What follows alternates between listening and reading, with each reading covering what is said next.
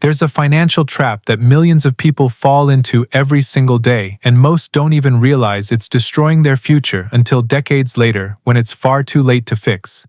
This trap doesn't announce itself with flashing warning signs. It doesn't feel dangerous in the moment. In fact, it often feels like progress, like you're moving forward in life, making smart decisions, doing what successful people are supposed to do. But here's the uncomfortable truth that nobody wants to hear. That shiny new vehicle sitting in your driveway might be the single biggest obstacle standing between you and genuine financial independence. Let me share something with you that completely changed how I understand money. Imagine taking $35,000 and setting it on fire. Sounds insane, right? Nobody would do that intentionally. Yet every single day people make decisions that have the exact same financial outcome, and they feel good about it. They celebrate it. They post photos on social media. They let their friends admire it in the driveway. The difference is that burning money is obvious and immediate, while poor transportation decisions burn your wealth slowly, quietly, over years and decades, in ways that are almost invisible until you look back and wonder where everything went wrong. The mathematics behind this are absolutely brutal, and most people never stop to calculate what's really happening. When you spend money on something that loses value rapidly, you're not just losing what you paid. You're losing what that money could have become if you'd invested it instead. This is the hidden cost that destroys wealth across entire lifetimes. $1 spent today on something that depreciates is really $10 you won't have in 10 years, or $100 you won't have in 30 years. And transportation is one of the fastest depreciating purchases most people will ever make, second only to buying brand new electronics or luxury goods that lose value the moment you take them home. Let's walk through what actually happens when someone buys more vehicle than they need, because the numbers reveal something shocking. Say you're looking at a $50,000 purchase. That's not extreme anymore. That's become completely normal in today's market. Most people can't write a check for that amount, so they finance it. Maybe they put $10,000 down and borrow $40,000 at 7% interest over 5 years. The monthly payment comes to just under $800. Over those 5 years, you'll pay nearly $48,000 in payments plus that initial $10,000. You're already close to $58,000. But we're nowhere near done calculating the real cost. Now factor in insurance, because if you're financing, you need comprehensive coverage. That runs around $1,800 annually, maybe significantly more depending on your age and driving record. Over 5 years, that's $9,000. We're now at $67,000. Then there's maintenance. Even newer vehicles need regular service, tire replacements, brake work, and occasional repairs. A conservative $1,000 per year adds another $5,000 over 5 years. We're up to $72,000. Fuel costs add up faster than people think. If you're driving 12,000 miles yearly and getting 25 miles per gallon at $4 per gallon, you're spending nearly $2,000 annually on gas alone. That's almost $10,000 over 5 years, bringing us to $82,000. Don't forget registration and taxes, which vary by state but average around $750 annually. Add another $4,000 over 5 years, and you're looking at $86,000 spent. But here's where it gets painful. After 5 years, that vehicle you paid $50,000 for isn't worth $50,000 anymore. If you're lucky, it's worth $25,000. You've spent $86,000 to own something worth $25,000. You've lost $61,000 in 5 years. That's over $12,000 annually, more than $1,000 every single month, just to drive something that's actively losing value. And this doesn't even capture the real damage, because the actual cost isn't what you spent. It's what you didn't earn by not investing that money instead. Every dollar directed toward excessive transportation costs is a dollar that can't grow for you. This is called opportunity cost, and it's the most important concept in personal finance that almost nobody truly understands. Let's say instead of that $50,000 purchase, you bought a $15,000 reliable used vehicle. Still gets you to work, still safe, still dependable, just not new and flashy. You take that $35,000 difference and invest it in a low-cost index fund. The stock market has historically returned about 10% annually over long periods. After 10 years, that $35,000 becomes roughly $91,000. After 20 years, it's around $235,000. After 30 years, it's over $600,000. That's the real cost of your transportation decision. You didn't just spend an extra $35,000. You gave up more than $500,000 in future wealth. And most people don't make this mistake just once. They repeat it over and over throughout their working lives. They upgrade every few years, always buying more than they actually need, always taking on payments, always choosing the newer model when the older one still works perfectly fine. I see this pattern everywhere. Someone making $80,000 a year driving a $60,000 truck. When you ask why, the answer is always the same. I need it for my work. Really? Does your work require that specific vehicle? Or does your ego require it? Because there's usually a massive gap between what we genuinely need and what we want to project to the world. Here's a framework that completely changed my perspective on these decisions. You should only upgrade your transportation when your investments can pay for it without touching the principal. What does that mean practically? If you want a $30,000 vehicle, you need to build an investment portfolio large enough that the dividends or distributions can cover that cost. At a 6% yield, you'd need $500,000 in dividend-paying investments to generate $30,000 annually. So the rule becomes simple. Build your portfolio to $500,000 first, then use 1 year of dividends for the vehicle.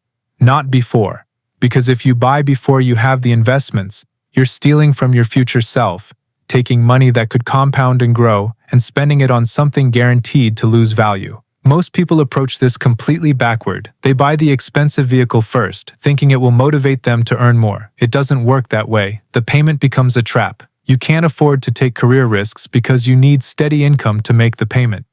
You can't invest aggressively because all your excess cash flow goes toward the vehicle. You're stuck working to maintain a lifestyle that actively prevents you from building real wealth. I've watched this pattern play out hundreds of times with smart, hardworking people who could have become financially independent if they'd made different transportation choices. Let me show you how dramatic the difference can be over a full career. Imagine two people starting work at 25, both earning $60,000 annually. Person A buys a $35,000 vehicle, finances it, and trades it every 5 years for another $35,000 vehicle. Person B buys a $12,000 reliable used vehicle, pays cash, drives it for 12 years, then replaces it with another $12,000 used vehicle. Over 40 years, Person A spends roughly $280,000 on transportation. Person B spends about $40,000. That's a $240,000 difference. If Person B invests that difference over 40 years at 10% returns, they end up with an additional $10.6 million at retirement. Same income, same career path. One person drives fancier vehicles. The other retires with $10 million more in wealth. Which outcome would you prefer? And here's something crucial that people miss. Person B's quality of life wasn't worse during those 40 years. They still got to work on time. They still took family trips.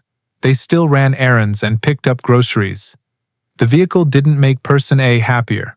Research shows people adapt to new purchases within about 3 months. After that initial excitement fades, it provides zero additional happiness.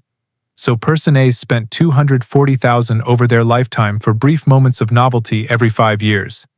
Meanwhile, Person B spent that money on decades of financial security and eventually complete financial freedom. I want to address the common objections because I hear them constantly. But I need something reliable. I can't afford breakdowns. Absolutely valid concern. Buy a 3-year-old Toyota or Honda. They're incredibly reliable, cheap to maintain, and cost half what they did new. Problem solved without overspending. But I have children and need something safe. Modern safety standards mean that used vehicles from the past 10 years have excellent crash ratings, airbags, stability control, and all the essential safety features. You don't need a brand new $65,000 SUV to keep your family safe. But I drive extensively for work. Then buy something fuel-efficient and inexpensive to maintain. That still doesn't require buying new or overspending. The reality is that 90% of these purchases have nothing to do with actual transportation needs, and everything to do with image. People buy vehicles to impress others, to feel successful, to project status. I understand that impulse completely. It's human nature. But successful wealth building requires recognizing that impulse and consciously rejecting it. Because here's something nobody tells you. Almost nobody actually cares what you drive. Your coworkers might notice your new vehicle for maybe 3 days, then they completely forget about it and move on with their lives. Meanwhile, you're locked into payments for the next 5 years. You know who's genuinely impressed by expensive vehicles? Other people who make poor financial decisions. That's it. Wealthy people aren't impressed. They're wondering why you're wasting money. Your less financially stable friends might be impressed, but their approval doesn't help you retire comfortably. The bank loves you because you're paying interest. The salesperson is happy because they earned a commission. But nobody who actually matters cares.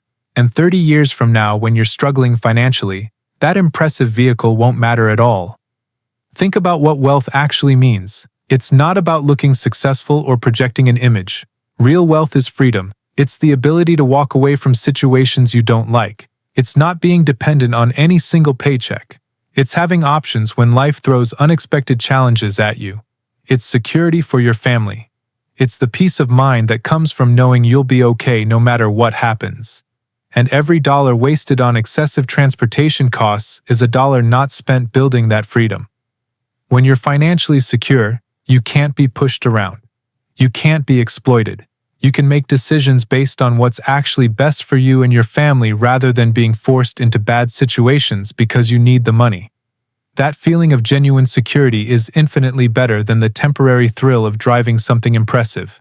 It's not even close. The wealthiest people I've studied and learned from understand this instinctively. They treat transportation as a tool, not a status symbol. They buy reliable, efficient vehicles and drive them for years, sometimes decades. They don't care about impressing strangers at red lights. They care about building and preserving wealth. Meanwhile, people trying to look wealthy spend their lives actually becoming poorer. These are completely opposite strategies that lead to completely opposite outcomes.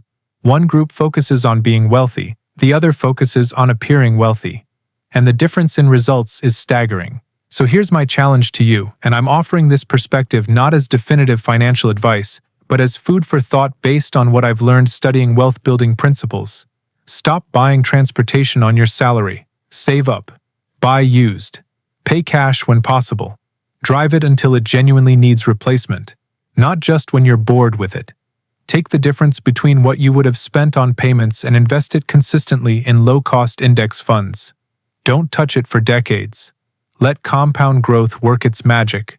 And when you reach your 50s or 60s, you'll be the one with options instead of the one still making payments. I know this approach isn't exciting. It doesn't provide instant gratification. It doesn't feel good to drive a 10-year-old vehicle when your neighbor just bought something brand new. But you know what feels incredible? Looking at your investment accounts at 55 and seeing 7 figures. Being able to retire early because you don't need to work anymore. Having the confidence to make career changes because you're not dependent on any specific job. Telling yourself you have enough to walk away from bad situations. That feels absolutely amazing. And none of that happens if you're spending $800 monthly on vehicle payments for your entire working life. The choice is completely yours to make.